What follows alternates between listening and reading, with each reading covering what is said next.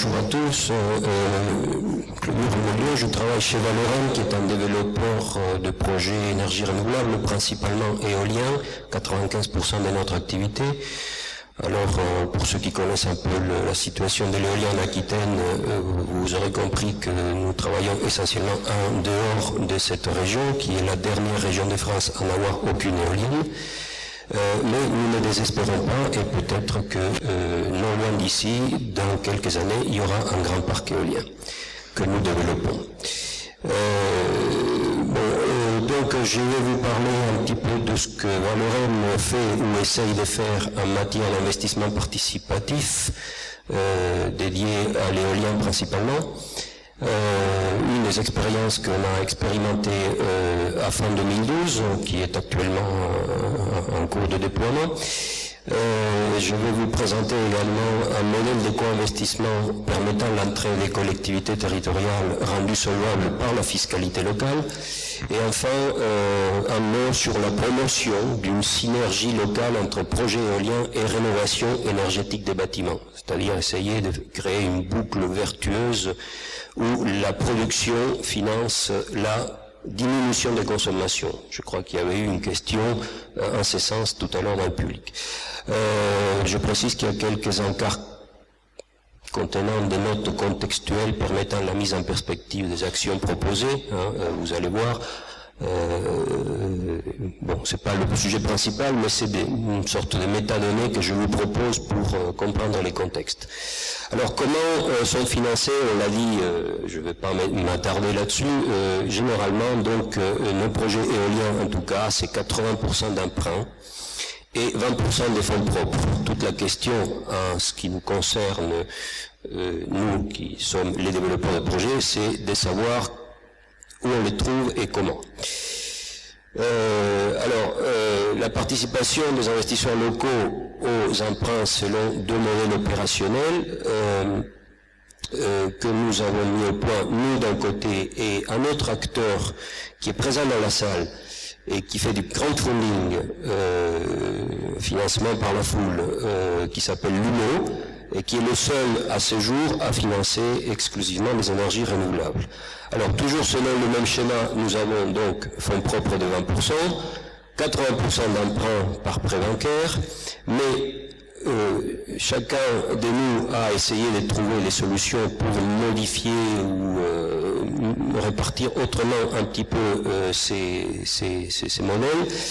Alors, l'UMO, de son côté, a imaginé un modèle très astucieux qui consiste à négocier avec la banque de pouvoir transformer en obligation la dernière tranche de la dette et ce montant sera ensuite proposé aux investisseurs via Internet et ils seront rémunérés selon un modèle identique à la maturité et à la rémunération du prêt bancaire. Alors que dans le modèle que nous avons proposé et expérimenté, vous voyez que à gauche de la grosse portion du camembert, on a le compte à terme Valorem Crédit Coopératif. Nous avons fait ça donc en partenariat avec le Crédit Coopératif. Lorsque un projet est déjà en fonctionnement et qui a fait ses preuves, disons 2 ans après sa mise en service, l'idée consiste à apporter la preuve à la banque que le fameux DSR, c'est-à-dire le ratio dette cash flow, flux de liquidités, est bien au-delà de ce minimum qu'avait exigé la banque. Par exemple, si pour accorder son prêt, la banque nous avait exigé un ratio dette de 125%, lorsque nous avons un projet qui fonctionne à 140 ou 150% des DSR, cela veut dire que ce projet est capable de supporter un endettement supplémentaire et nous jouons justement sur cette possibilité d'endettement supplémentaire en ajoutant, comme vous le voyez dans le graphique, une portion supplémentaire à l'endettement et cette portion supplémentaire est apportée par une collecte que la banque organise auprès d'une clientèle dédiée. En l'occurrence, c'était une clientèle riveraine du parc éolien qui se situe dans le Tarn, c'est-à-dire que seuls pouvaient souscrire à ce compte à terme les habitants de la commune initialement ou prioritairement, les habitants du département par la suite. En imaginant ce modèle, je me suis inspiré un peu de ce qui s'est fait au Danemark, où ceci est une obligation légale, c'est-à-dire que tout développeur éolien qui arrive sur un territoire donné a l'obligation de proposer minimum 20% de son capital à la population locale. Et quand je dis population locale, c'est une population très précisément située dans un périmètre de 4,5 km autour du parc.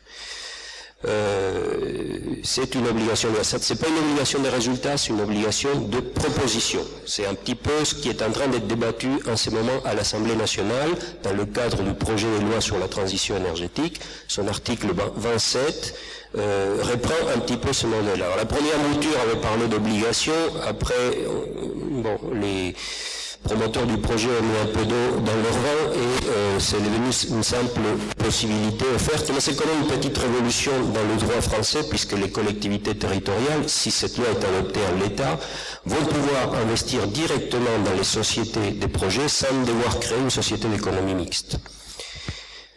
Je reprends un petit peu le modèle, mais on va le voir dans le détail un peu plus loin.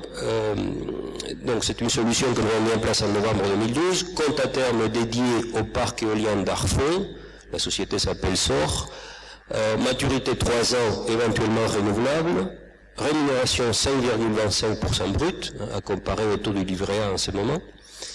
Population cible, les habitants de la commune, élargie aux 2 départements limitrophes parce que la commune se trouve à la lisière de l'Aude, donc c'est l'Aude et le Tarn. Objectif de collecte modeste parce que c'était une expérimentation, 250 000 euros. Placement plancher et plafond, 2 500 et 25 000 euros.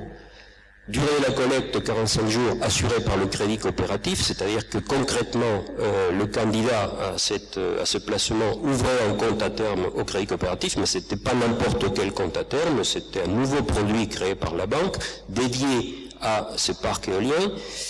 Le montant collecté a dépassé les objectifs et cela a concerné 17 souscripteurs, dont 8 au plafond. Alors moi, je m'étais battu initialement avec la banque pour faire abaisser le ticket d'entrée dans l'idée un peu romantique de dire plus le ticket est bas, plus ça va concerner du monde. Et en fait, on s'est aperçu que la moitié des investisseurs sont allés au plafond. Oui, quand vous proposez à 5,25%, effectivement, ça attire beaucoup de monde. Le coût pour Valorem, c'est-à-dire la rémunération de la banque, c'était un point supplémentaire. Alors pour la banque aussi, c'était une expérimentation, c'est pour ça qu'elle ne s'est pas montrée très gourmande. La presse en a abondamment parlé parce que c'était une première expérience en France, même si le Crédit Agricole nous a suivis 2-3 semaines plus tard dans la Sarthe, mais on revendique quand même la paternité. Voilà, donc ça c'est une expérience concrète. Aujourd'hui, en cours de... Les épargnants ont déjà reçu la première année de rémunération. Alors, un autre modèle que j'ai imaginé, que je vais vous présenter, alors là je fais clairement de la prospective, hein, c'est pour aller plus loin dans ce type de financement par les habitants, c'est, bon, imaginez qu'on a une collecte faite par des banques de détail auprès de leur clientèle ou des riverains des parcs, ou de non-riverains des parcs d'ailleurs, parce que quand on habite Bordeaux ou Paris, on ne sera jamais riverain d'un parc éolien, mais pour autant on peut avoir envie d'investir en éolien.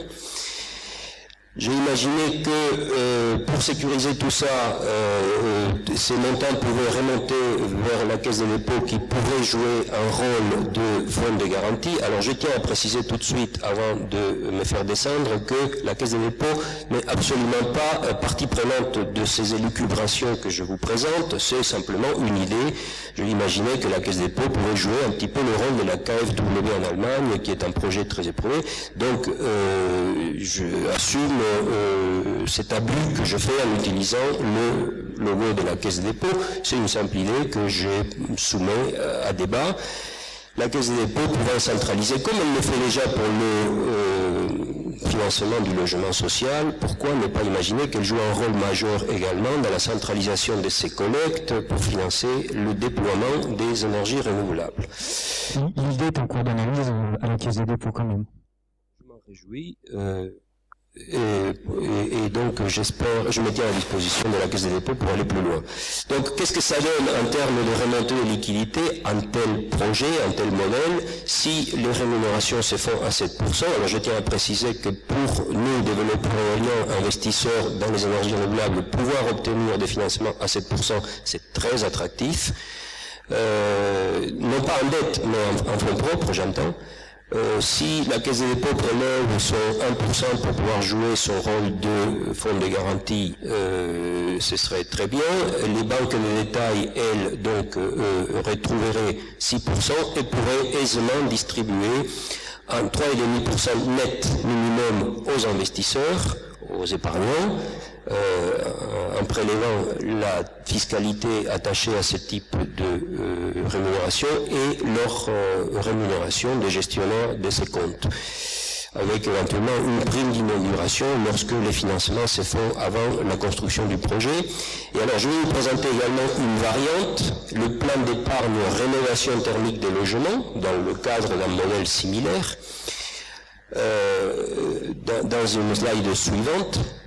Alors, je me suis livré à une petite analyse de prospective, disons plutôt macroéconomique, pour essayer de déterminer quels sont les volumes d'investissement pour le financement de 1500 MW de puissance annuelle, qui est à peu près ce qu'il nous faudrait faire en éolien d'ici à 2020 si on veut tenir les objectifs de la directive européenne.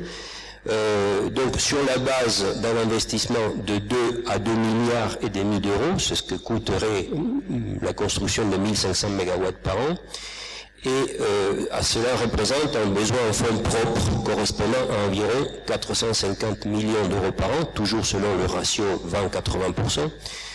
L'hypothèse serait qu'un tiers des fonds propres serait apporté par ces livrets d'épargne ou ces comptes à terme, soit 150 millions d'euros. 150 millions d'euros, c'est 100 000 livrets ou comptes à terme répartis entre plusieurs réseaux. Alors, pour mémoire, la seule population riveraine du portefeuille des projets Valorem, et Valorem c'est un acteur important de l'éolien en France, mais c'est pas le plus gros, et la seule population riveraine de notre portefeuille des projets est estimée à environ 400 000 foyers. Donc, pour mes hypothèses-là, je pars du principe qu'il faudrait 5 000 livrets répartis entre tous les réseaux pour un encours moyen de 1500 euros. Alors, pour mémoire dire, l'encours moyen du livret A est aujourd'hui de 3 700 euros pour plus de 60 millions de livrets, 92% de la population. Et l'encours livret A plus livret développement durable est aujourd'hui en France supérieur à 300 milliards d'euros. La rémunération à 4,5% brut pour les épargnants, c'est attractif ça, c'est-à-dire en 3,5% net, soit un revenu annuel de 52 euros, égal à 7 fois le montant de la CSPE éolienne payée par un foyer moyen. Alors un foyer moyen, c'est un foyer ne subissant pas le chauffage électrique, soit une consommation de 3500 kWh par an, c'est-à-dire qu'il paye une CSPE de 52 euros, mais la part dédiée à l'éolien, 57 euros, pardon, la part dédiée à l'éolien dans cette CSPE, car contrairement à ce qu'on entend souvent dire, la CSPE finance l'éolien, c'est un scandale. Il n'y a que 13,8% de la CSPE qui finance l'éolien, le reste finance autre chose. Donc ça veut dire que la CSPE éolienne finance, un foyer moyen va financer 8 euros par an pour l'éolien. La rémunération des obligations du compte courant à 7%, alimentant un fonds de garantie centralisé, c'est un dispositif qui pourrait se déployer très rapidement. En 3 ans, on pourrait atteindre le rythme de croisière. Alors le flux annuel des revenus, si vous voulez, c'est, j'ai mis des chiffres derrière tous ces pourcentages, il y aurait 10,5 millions qui remonteraient de la production de ces parcs construits chaque année. Le fonds de garantie prélèverait 2,25 millions tous les ans, les banques 1,5 million, le fisc 1,5 million de la seule fiscalité de ces revenus éoliens, de ces revenus d'épargne, et les épargnants toucheraient 5 250 000 euros par an net. Sans compter, pour le fisc, les recettes de la TVA, 400 à 450 millions d'euros par an, et sans compter non plus la fiscalité locale. Alors, le projet Valorem pour proposer l'investissement participatif de l'éolien, modèle de co-investissement éolien permettant l'entrée des collectivités rendu solvable par la fiscalité de compte, la fiscalité locale. Je vous laisse lire rapidement la note contextuelle que j'ai écrite en bas pour ceux qui sont intéressés par toutes ces dépenses faramineuses. Mais on pourra en parler après. Alors, ça c'est quelque chose que nous proposons, rendre possible le co-investissement public et citoyen. Nous avons fait des propositions dans les Deux-Sèvres et dans le Lot, dans le cadre de nos projets. Bon, la frise que vous voyez au centre de la diapositive représente donc toute la période depuis les études jusqu'à la fin de l'exploitation d'un projet éolien, c'est-à-dire à peu près 25 à 30 ans. Valorem lance un projet dont il est actionnaire à 100%. Ouvre son capital à N+2 après la mise en service du parc éolien, mais préalablement, nous proposons aux collectivités territoriales la signature d'une promesse unilatérale des cessions de titres pour que l'option, si elle le souhaite, 2 ans après la mise en service du parc. Alors pourquoi 2 ans après? Parce que nous tenons à assumer tous les risques, c'est-à-dire ne pas faire porter des risques par la collectivité territoriale, chose qu'on peut constater 2 ans après la mise en service, ni risque de développement, on peut ne pas obtenir le permis, ni risque de chantier, on tombe toujours sur des eaux quand on construit quoi que ce soit, ni risque industriel, les machines peuvent présenter des problèmes de démarrage et donc la production ne peut pas être au rendez-vous la première année. Donc on propose à partir de l'année N+2 l'entrée au capital des collectivités territoriales qui, entre-temps, ont été solvabilisées par le produit des différentes choses, des conventions de chemin, mais principalement la fiscalité attachée à cette installation, que ce soit la fiscalité foncière ou la fiscalité professionnelle. Et nous avons modélisé tout ça. On a fait une proposition à une communauté des communes à 20 km au nord de Niort. Et on a essayé de mettre des chiffres à tout ça, mais pour vous donner un petit peu le modèle sur le long terme, on cède 5 à 10% à une société d'économie mixte créée ad hoc pour pouvoir entrer au capital de la société de projet. Et l'idée, c'est de proposer parallèlement, avec un partenaire crowdfunding par exemple, 5 à 10% à la population locale également, de façon à en faire donc un projet qui concerne la population locale en plus de la collectivité territoriale. Et en phase d'exploitation, c'est-à-dire sur les minimum 18 ans qui restent, vous allez avoir une période pendant laquelle il va y avoir rémunération des comptes courants associés, c'est la forme sur laquelle on a invité la collectivité territoriale à entrer dans le projet, plus la fiscalité locale qui va continuer à courir, plus toutes les indemnisations attachées à l'exploitation du projet qui vont continuer à constituer les recettes de la collectivité territoriale, jusqu'au remboursement du prêt principal et à cela viendront s'ajouter les dividendes qu'on pourra distribuer plus facilement une fois que la dette est remboursée jusqu'à la fin de l'exploitation. Alors, quel chiffre réellement derrière tout ça? Je me suis amusé à faire ces graphiques qui vous montrent donc sur la période d'exploitation, je me suis arrêté à 20 ans, mais un parc éolien peut durer facilement 25 ans. Vous avez en bleu la courbe bleue, le cumul des recettes générées par l'éolien s'il n'y avait pas le modèle que je viens de vous présenter.